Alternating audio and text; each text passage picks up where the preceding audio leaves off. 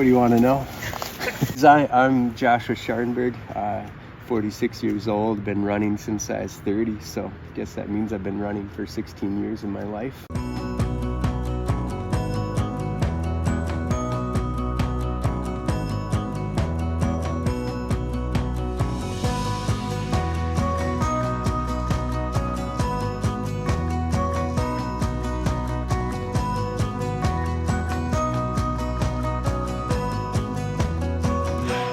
I was never a runner. I used to make fun of runners. I'd see them on the side of the roads and ask somebody, whoever's with me, why are they running? I never see them smiling.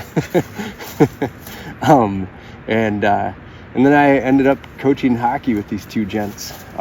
One of them was already a marathon runner, and then the other dude got talked into running a marathon. They tried to talk me into it. I said no, gave them all the excuses, and then the next season of coaching together, they had run a marathon. I saw how much fun they had together, and I decided to give it a go. Well, I did a few road marathons, including Twin Cities and Grandma's, and I think Grandma's a couple of times if I remember right. But then I was living in a small town, Taylors Falls, Minnesota, and like 3 blocks from my house, literally, I could be on trails in a interstate state park. And I read this book, many people have, Born to Run, and they were running trail races in that book, and it had never occurred to me before to run on trails, and I love being outside, camping, all the nature things anyways, and so I decided to try it, and it became a love affair of sorts, and and never looked back. I've done a few road things, just for fun. It's always for fun, depending on who wants to go running and do a race. But otherwise, I'd say most of what I do is on trails at this point. For me, I think just running is I think the main thing is it's fun for me. I just love.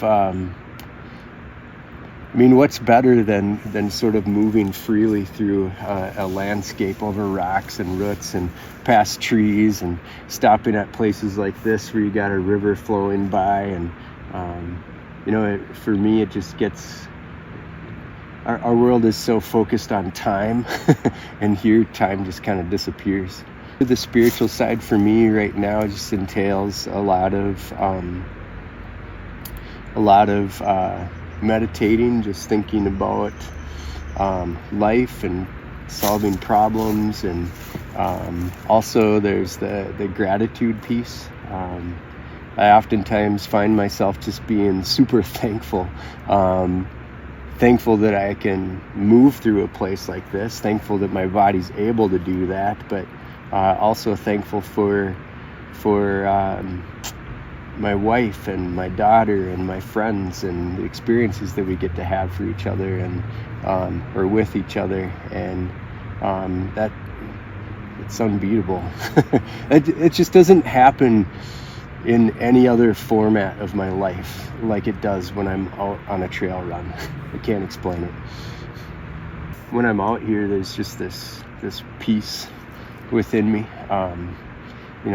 Everything smells good, it looks good, and there's some joy that comes with that. And so there's the unwinding from the busyness of life and disconnecting from just the busyness of the world around us. So that's where it comes from.